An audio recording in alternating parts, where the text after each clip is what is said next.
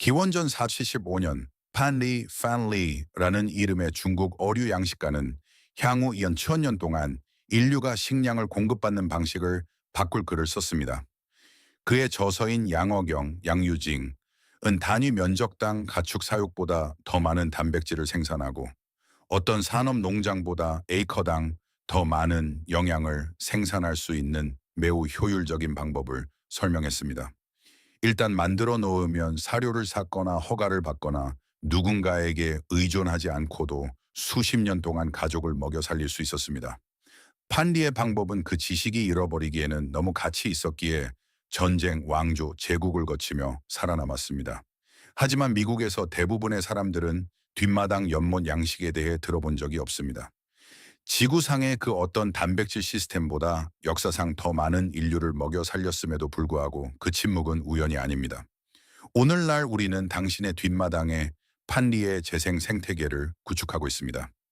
이 과정을 마칠 때쯤이면 당신은 스스로 먹이를 찾고 스스로 관리하며 가족이 소비할 수 있는 양보다 더 많은 식량을 생산하는 자기 복제 단백질 공장을 갖게 될 것입니다. 10년 후 이웃들이 식량 가격과 공급망을 걱정할 때 당신은 연못으로 걸어가 어떤 돈으로도 살 수 없는 평온함을 느끼게 될 것입니다. 하지만 먼저 이 지식에 무슨 일이 일어났는지 이해해야 합니다. 기원전 3500년경 중국 황허강 유역의 신석기 시대에 농부들은 계절적 홍수가 물러간 후 무언가를 발견했습니다. 물고기, 특히 인거들이 저지대에 갇혀 있었습니다. 그들이 그 웅덩이를 조금 더 깊게 파고 가장자리를 점토로 보강하자 물고기들은 그곳에 머물렀습니다. 물고기들은 번성하고 번식했으며 식량이 필요할 때마다 수확할 수 있었습니다. 이것은 아직 농사가 아니라 관찰이었으며 땅이 이미 하고자 하는 것과 협력하는 것이었습니다. 기원전 1500년경 상나라 시대의 갑골문에는 정원에서의 낚시가 언급되어 있는데 고고학자들은 이제 이를 농지에 통합된 관리형 어류 연못으로 인식하고 있습니다. 부유층은 관상용 금인거가 있는 연못을 가꾸었고 서민들은 일반 인거가 있는 실용적인 연못을 유지했습니다. 두 시스템 모두 사람들을 먹여 살렸지만 오직 하나만이 당국의 허가가 필요했습니다. 그러다 서기 7세기 당나라 때 양식업을 영원히 혁신시킨 예상치 못한 일이 일어났습니다. 황제의 성이 이와이 에리에시였는데 이는 일반 인거의 이름인 리우와 같았습니다. 황제는 경의의 표시였는지 아니면 미신 때문이었는지 제국 전역에서 일반 인거 양식을 금지했습니다. 농부들은 위기에 처했습니다. 인거는 1000년 넘게 그들의 주요 단백질 공급원이었습니다. 하지만 굶주리는 대신 그들은 혁신했습니다.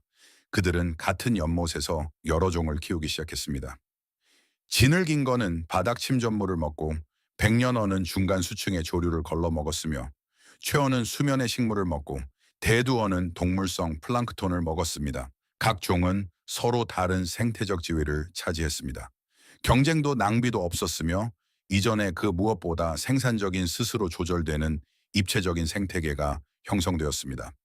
이 우연한 정책은 세계 최초의 진정한 다품종 복합 양식 시스템을 만들었습니다. 1200년대 유럽 여행가들이 중국의 혁신을 기록할 무렵 마을의 물고기 연못은 너무나 흔해져서 기록가들은 이를 풍경의 결정적인 특징으로 묘사했습니다. 이 연못들 중 일부는 수백 년이 지났음에도 사료를 추가하지 않고 매년 수천 파운드의 단백질을 생산하고 있었습니다. 연못은 스스로 먹이를 공급했습니다. 판리가 기록하고 당나라가 필요에 의해 완성한 이 폐쇄 루프 생태계는 의미 있는 방식으로 미국에 전달되지 못했습니다. 유럽 정착민들이 도착했을 때 그들은 소, 돼지, 닭을 데려왔는데 이 동물들은 지속적인 사료 공급과 울타리 노동력이 필요했습니다. 스스로 관리되는 식용 연못이라는 아이디어는 너무 단순해서 거의 원시적인 것처럼 보였습니다. 하지만 그것은 원시적인 것이 아니라 우아한 생물학적 공학이었습니다. 20세기가 되었을 때 미국의 뒷마당 연못은 기능적인 것이 아니라 장식적인 것으로 여겨졌습니다. 부유층을 위한 인거 연못과 장식용 분수는 흔했지만 실제로 누군가를 먹여 살리는 것은 없었습니다. 지식은 묻혔습니다. 그러나 1960년대 식량 안보에 대한 초기 우려가 제기되던 시기에 엘라바의 마주 어번 대학교의 어류과학자 H.S. 스윙글 HS 싱글이 이끄는 소수의 연구진이 그 오래된 중국식 방법을 연구하기 시작했습니다. 그들은 지상 설치형 수영장 정도의 크기인 약 1000제곱피트 규모의 시험 연못을 만들었습니다. 고대 복합 양식 시스템에서 빌려온 기술을 사용하여 채널 매기와 블루길 같은 토착종을 방류했습니다. 결과는 부인할 수 없었습니다. 어번대학교 연구진은 기본적인 시비 관리만으로 단 1000제곱피트의 연못에서 최대 750파운드의 물고기 수확량을 기록했습니다. 이를 비교해보면 1.3에이커의 소 목초지는 연간 약 200파운드의 쇠고기를 생산하며 지속적인 사료 공급, 수의학적 관리 및 인프라가 필요합니다. 이 작은 연못들은 10분의 1의 공간을 사용하여 투입물이 거의 없이 거의 2배의 단백질을 생산합니다. 연구 결과가 발표되었고 소수의 퍼머컬처 애호가들이 이를 인용했지만 그 동력은 멈췄습니다. 정부 보조금도 농업지도소 프로그램도 농업대학에서도 대규모로 가르치지 않았습니다. 뒷마당에 생산적인 연못을 설치하는 순간 산업 시스템에서 고기를 사는 것을 멈추기 때문입니다. 연간 2천억 달러 가치의 미국 산업용 육류 시스템은 뒷마당 단백질 생산을 장려할 동기가 없습니다. 하지만 지식은 중국의 문화 대혁명과 로마의 멸망에서 살아남은 것과 같은 방식으로 살아남았습니다. 생물학을 이해하고 나면 생태계는 스스로 구축되기 때문입니다. 작동 원리는 다음과 같습니다. 연못은 단순히 물고기만이 아닙니다. 물고기는 4개 부분으로 구성된 살아있는 시스템의 한 조각일 뿐입니다. 첫째로 오리가 있습니다. 전통적인 중국식 복합 양식에서 수생조류는 항상 통합되었습니다. 오리는 단순한 가축이 아닙니다. 연못의 생물학적 관리자입니다. 오리가 헤엄칠 때 바닥에 침전물을 휘저어 영양분을 수층으로 방출합니다. 오리가 배설할 때 그들은 끊임없이 배설합니다. 생태계에 직접 질소를 공급합니다. 그 질소는 조류를 키우고 조류는 동물성 플랑크톤을 키우며 동물성 플랑크톤은 작은 물고기를 먹이고 작은 물고기는 큰 물고기를 먹입니다. 오리는 또한 곤충, 수생, 식물, 때로는 작은 물고기를 먹습니다. 모든 활동이 다른 무언가를 먹이는 폐쇄 루프입니다. 3마리에서 5마리의 작은 오리 무리는 알도 제공할 것입니다. 가장 생산적인 품종 중 하나인 카키 캠벨 오리는 한 마리당 연간 280개에서 340개의 알을 낳습니다. 그것은 작은 무리로부터 연간 840개에서 1700개의 알을 얻는 것입니다. 연구에 따르면 연못 생태계를 접할 수 있는 오리는 영양 요구량의 최대 30%를 곤충과 수생식물에서 자급자족할 수 있어 사료 비용을 획기적으로 줄일 수 있습니다. 당신은 기능을 쌓고 있습니다. 오리는 물에 비료를 주고 연못은 오리를 먹이며 물고기는 과잉 영양분을 정화하고 식물은 남은 것을 걸러내는 동안 당신은 단순히 인격분을 수확하기만 하면 됩니다. 둘째로 식물이 있습니다. 수생식물은 장식이 아닙니다. 퍼머컬처 연못의 신장의자폐입니다. 부들은 지구상에서 가장 효율적인 생물학적 필터 중 하나입니다. 부들의 뿌리는 물에서 과도한 질소 및 인을 끌어내어 조류 번식을 막고 생태계의 균형을 유지합니다. 연못의 얕은 가장자리에 부들을 심는 것은 값비싼 기계식 필터보다 수질에 더 큰 도움이 될 것입니다. 수려는 그늘을 제공하여 수온을 낮추고 여름철 증발을 줄여줍니다. 붕어마름이나 검정말과 같은 침수식물은 낮 동안 산소를 배출하는데 이는 물고기의 건강에 매우 중요합니다. 상추말과 개구리밥 같은 부유식물은 영양분을 너무나 효율적으로 흡수하여 폐수 처리 시설에서도 사용합니다. 특히 개구리밥은 놀랍습니다. 최적의 조건에서 48시간 이내에 생물량이 2배로 늘어나며 오리는 개구리밥이 자라는 족족 먹어치워 비용이 전혀 들지 않는 자가 갱신식량원을 만듭니다. 아쿠아포닉스 연구에 따르면 식물은 물고기가 배설하는 질소 노폐물의 최대 90%를 제거할 수 있습니다. 식물이 질산염을 흡수하고 물은 깨끗하게 유지되며 물고기는 건강하게 지냅니다. 당신은 관찰하는 것 외에는 거의 아무것도 할 필요가 없습니다. 셋째로 물고기가 있습니다. 미국 대부분 지역에서 블루길과 채널 매기는 가장 쉽고 합법적인 선택입니다. 블루길은 천천히 자라지만 관리가 전혀 필요 없습니다. 한 번 방류하면 스스로 번식하여 자가 보충되는 식량원을 만듭니다. 약 2년이면 수확 가능한 크기인 6.8인치에 도달합니다. 채널 매기는 더 빨리 자라며 잘 관리된 연못에서는 18개월 이내에 1년 2파운드에 도달합니다. 틸라피아는 훨씬 더 빨리 자라고 맛도 좋습니다. 최적의 조건에서 단 5년 6개월 만에 1파운드에 도달합니다. 틸라피아 치어 50마리를 넣은 작은 연못은 한 번의 성장 시즌 동안 40아버나 50파운드의 수확 가능한 물고기를 생산할 수 있습니다. 하지만 틸라피아는 따뜻한 기후에서 생태계 교란종이 될 수 있어 일부 주에서는 불법이므로 구매 전 지역 규정을 확인하십시오. 넷째로 유익한 박테리아가 있습니다. 이 보이지 않는 일꾼들은 물고기 배설물의 암모니아를 아질산염으로 다시 식물이 흡수하는 질산염으로 전환합니다. 이 질소 순환은 전체 생태계의 중추입니다.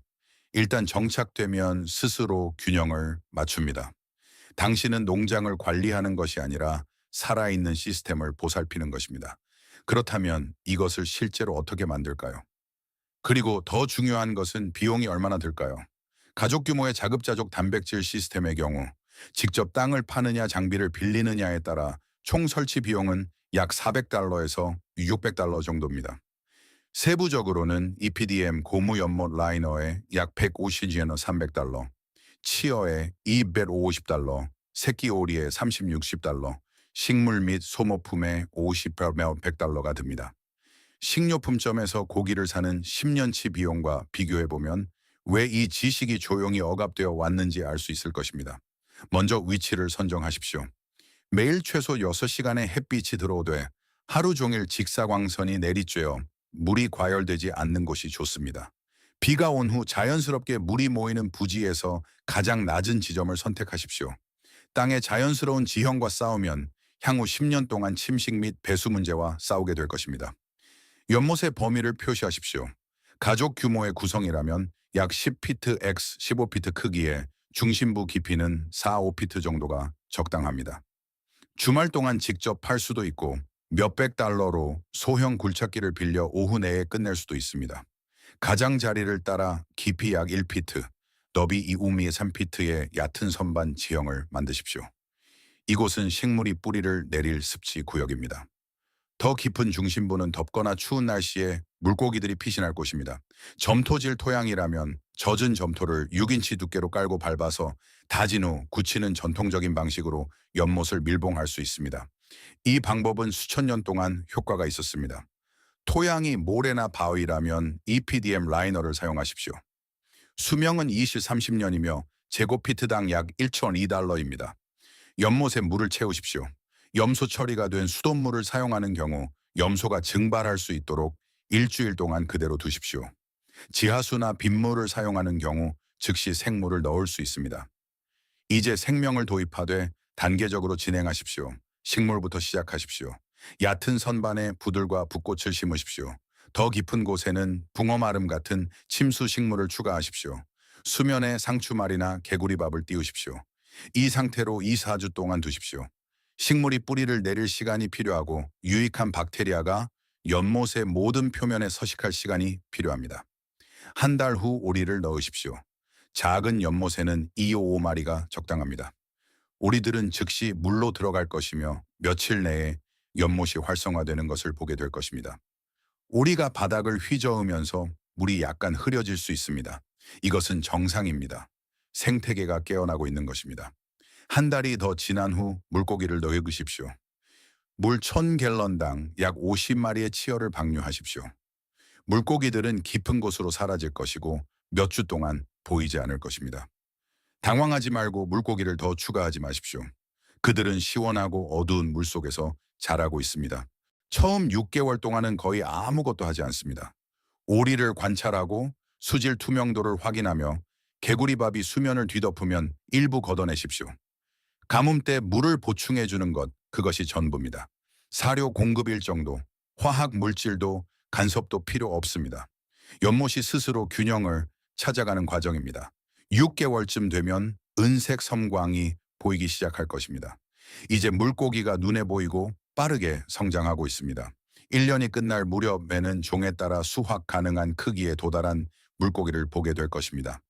오리는 올해 후 6개월 이내에 알을 낳기 시작할 것입니다. 오리 3마리는 첫 해에 약 700 이전 900개의 알을 줄 것입니다. 이는 한 달에 약 60이나 75개의 알로 대부분의 가족이 먹을 수 있는 양보다 많습니다. 이 재생 시스템은 계속 가동될 것입니다. 2년째는 번식 가능한 개체군을 남겨두면 물고기가 스스로 번식합니다. 오리는 계속 알을 낳고 식물은 계속 정화합니다. 3년 차가 되면 당신은 더 이상 프로젝트를 관리하는 것이 아닙니다. 당신은 단순히 당신의 땅에 스며든 살아있는 생태계로부터 수확을 하고 있을 뿐입니다. 이제 대부분의 뒷마당 연못 가이드가 무시하는 부분인 겨울에 대해 말씀드리겠습니다. 연못이 어느 북부 기후에 살고 있다면 가스 교환을 위한 작은 구멍만 유지해 준다면 물고기는 얼음 아래에서 살아남을 수 있습니다. 약 $40 정도 하는 간단한 연못 해동기디 아이시어를 사용하면 겨울 내내 작은 구멍을 열어둘 수 있습니다. 블루길과 메기는 차가운 물에서 휴면 상태에 들어가 얼음 아래에서 몇 달 동안 생존합니다.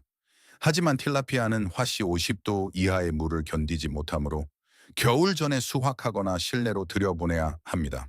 오리는 추위에 강하며 바람을 피할 쉘터가 있다면 겨울 내내 알을 계속 낳을 것입니다. 짚을 깐 간단한 3면 축사면 충분합니다. 대부분의 가이드가 알려주지 않는 한 가지 더, 대부분의 주에서 1에이커 미만의 연못은 허가나 정부 승인이 필요하지 않습니다. 당신은 단순히 빗물을 모아 자신의 사유지에서 관리하는 것뿐입니다. 하지만 물고기 종에 대한 규정은 다양합니다. 틸라피아는 이론적으로 야생 개체군을 형성할 수 있어 일부 주에서 금지되어 있습니다. 메기와 블루길은 거의 모든 곳에서 합법입니다. 치어를 구매하기 전에 해당 주의 어류 및 야생동물국 웹사이트를 확인하되 대부분의 경우 이를 만드는데 누구의 허락도 받을 필요가 없습니다. 이것이 판리가 2500년 전에 이해했던 것입니다. 이것이 산업 식량 시스템이 한 세기 동안 당신으로 하여금 잊게 만들려고 노력해온 것입니다. 당신에게는 그들의 공급망이 필요하지 않습니다. 실패할 수 있는 시스템에 의존할 필요가 없습니다. 당신에게 필요한 것은 물, 태양, 땅에 판 구멍, 그리고 생물학이 늘 해왔던 일을 하도록 내버려두는 인내심입니다. 지금으로부터 10년 후 당신의 이웃들은 식량 가격, 부족, 그리고 불안정성에 대해 불안해할 것입니다. 당신은 자신의 식용 연못으로 걸어나가 낚싯줄을 던지고 건강한 물고기를 낳고 따뜻한 알 한 바구니를 거두며 대부분의 사람들이 잊고 지낸 것, 즉 주권을 느끼게 될 것입니다. 떠들썩하게 자신을 알리는 주권이 아니라 그럴 필요가 없는 조용한 주권 말입니다. 세금을 매길 수도, 규제할 수도, 뺏어갈 수도 없는 무언가를 구축했기 때문입니다. 당신은 독립을 구축했습니다. 만약 이 글이 당신에게 무언가를 깨닫게 했다면, 그리고 10년 후 그 연못 옆에 서 있는 자신의 모습이 보인다면 더 이상 허락을 구하지 않을 준비가 된 누군가와 이 내용을 공유하십시오. 지식은 여기 있습니다. 선택은 당신의 몫입니다. 연못이 기다리고 있습니다. 만약 이 이야기가 당신의 뒷마당 잠재력을 바라보는 방식을 바꾸어 놓았다면 구독과 좋아요를 눌러주세요. 우리는 현대 세계가 묻으려 했던 고대의 지혜를 발굴하고 있습니다. 당신의 미래의 씨앗을 심으십시오. 자급자족의 다음 보물은 곧 공개될 것입니다.